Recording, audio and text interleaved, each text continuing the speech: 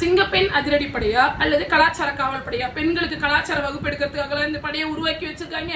திருப்பூர்ல சிங்கப்பெண் அதிரடிப்படையோட அதிகாரி ஒருத்தங்க போயிட்டு பெண்கள்கிட்ட பேசும்போது சொல்றாங்க, நம்மளையும் கொஞ்சம் மாத்திக்கணும், நம்ம கிட்டயும் அந்த மாற்றம் வேணும், அப்பதான் இந்த மாதிரியான குற்றங்கள்லாம் நடக்காதுன்னு சொல்லிட்டு. நம்ம பக்கமும் நிறைய தப்புகள் இருக்கு. நம்ம தப்புகளையும் நம்ம கொஞ்சம் திருத்திக்கணும். நம்ம தப்புகளை திருத்திக்கிட்டா நம்ம தைரியமா யாரா இருந்தாலும் கேள்வி கேட்கணும். உங்களை எதுக்காக இந்த படையை உருவாக்கி வச்சிருக்காங்க? பெண்களுக்கு பாதுகாப்பு கொடுக்கறதுக்காக.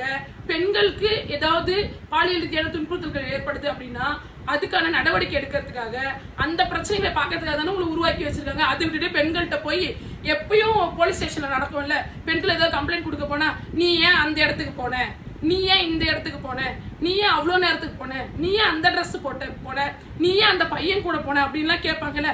அதே மாதிரி இவங்க பெண்களையே திரும்ப குற்றவாளிகளாக முயற்சி பண்றாங்க. அதாவது விக்டிம் பிளேமிங் திரும்ப பண்ற மாதிரியான ஒரு செயல்கள் தான் இவங்க ஈடுபட்டு இருக்காங்க. பெண்கள்கிட்டயே போய் வகுப்பு எடுத்துட்டு இருக்கிறது.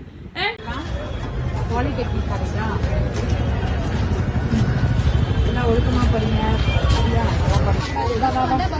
பஸ் ஏறி காலேஜ் போயிடலாம், இல்லை பட்டன் போட சாப்பிடலாம், பட்டன் போடலாம், காலேஜ் போகலாம். கிருஷ்ணகிரியில போய் ஒரு அம்மா என்ன பண்ணிருக்காங்கன்னு பாத்தீங்கன்னா, பசங்களை கூப்பிட்டு நீ ஏன் பட்டன் போடல, போட்டுக்கோ, நீ ஏன் முடி சரியா இது பண்ணிவிடு, ஒழுக்கமா போய் காலேஜுக்கு படி. இதுக்காக உங்களை உருவாக்கி இருக்காங்க. இல்ல புரியல எங்களுக்கு. திரும்ப திரும்ப மாரல் போலீஸ் பண்ற எல்லா வேலைகளையும் சிங்கப்பெண் அதிரடிப்படை பண்றதுக்கு எதுக்கு தனியா ஒரு அதிரடிப்படைன்ற பேர்ல தனியா ஒன்ன உருவாக்கி வச்சு காசை வேஸ்ட் பண்ணணும்? புரியல எங்களுக்கு. இல்ல நீங்க சொல்ற மாதிரி எங்கேயும் போகாம 6 மணிக்கு மேல வெளியே போகாம ட்ரெஸ் எல்லாம் மாத்திக்கிட்டு முழுசா மூடிக்கிட்டு இழுத்து போத்திட்டு உட்கார்ந்துட்டா எந்த பிரச்சனையுமே இல்லையா? பெண்களுக்கான பாதுகாப்பு கிடைச்சிருமா? கேள்விக்குறி. பெண்களுடைய பாதுகாப்பு கேள்விக்குறியா தான் இருக்கும் அப்பயும்.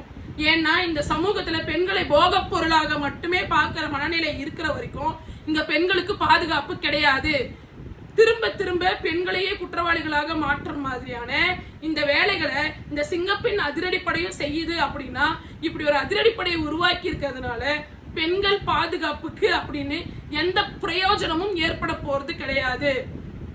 திரும்பவும் பெண்களை பின்னாடி இழுத்து உட்கார வச்சு வீட்டுக்குள்ள முடக்கி வைக்கக்கூடியது போன்ற வேலைகளை தான் இந்த சிங்கப்பெண் அதிரடிப்படையும் செய்யும்னா இது கட்டாயம் கலாச்சார காவல் படையை ஒழிய சிங்கப்பெண் அதிரடிப்படை அல்ல. இதுதான் மக்கள் எல்லாரும் எதிர்பார்க்கிற மாற்றமா? இது மாற்றம்லாம் கிடையாது. பெண்களோட முன்னேற்றத்துக்கு மிகப்பெரிய ஏமாற்றமா இருக்கும்.